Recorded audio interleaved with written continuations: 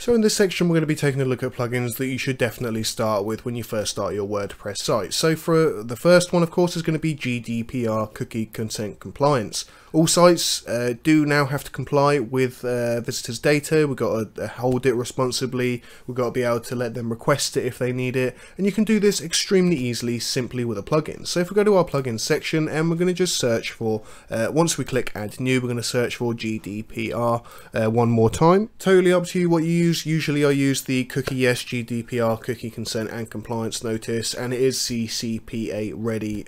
All you got to do now is simply install and then activate. Now once we make our way onto the site, it's going to ask us, as you can see on the bottom there, whether we want to accept all the cookies. Go to the cookie settings, and that's already done that instantly for you already. We can go ahead to accept all, and then it will remember you and it won't keep asking you as well. So if a user has already accepted it, it remembers that, it won't keep asking them every time. The next plugins that we are going to need, and we're not going to do it right now because we're going to go a bit more in depth about it a little bit later or towards the end of the video, is security plugins. Now there is a plethora of security plugins, so we will be going through that a bit more in depth like I just said.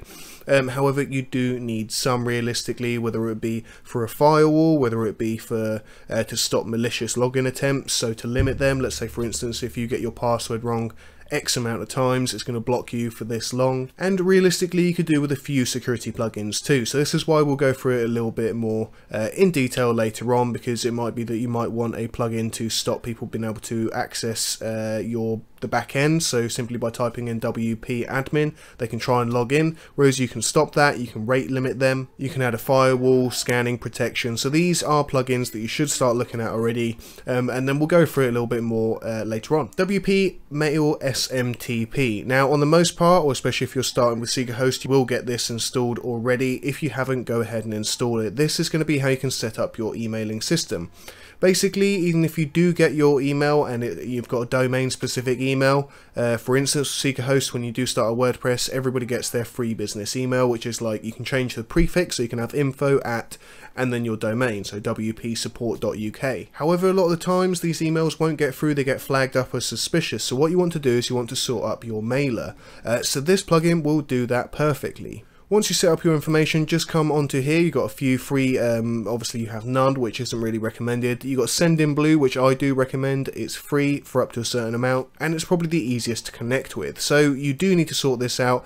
Once you have connected your SMTP, your mailer list, so it goes through somewhere, it then becomes secure. So let's say if I connect Sendinblue to a certain email that I use, whenever something happens on my website and they need to email clients out, perhaps I use another plugin, or WooCommerce, so I have an e-commerce store and I need clients to know they've brought something successfully or to recover their password. They might not get the email if it's just you're not using any mail sender. However, if you're connected through Sendinblue, it'll send it securely, most of the time ending up in the inbox rather than spam. WP File Manager, another very important one here, and again it is a free plugin. If you're not using cPanel, so you're not able to log into the backend this way, this is also how you can very quickly and easily log on to your files and folders. You can change stuff and upload stuff that way. Back up and restore, like we said, usually you'll get started with the default of Updraft Plus. If you don't have one, just download a free plugin. It's very vital that you do keep backing up your websites just for safety.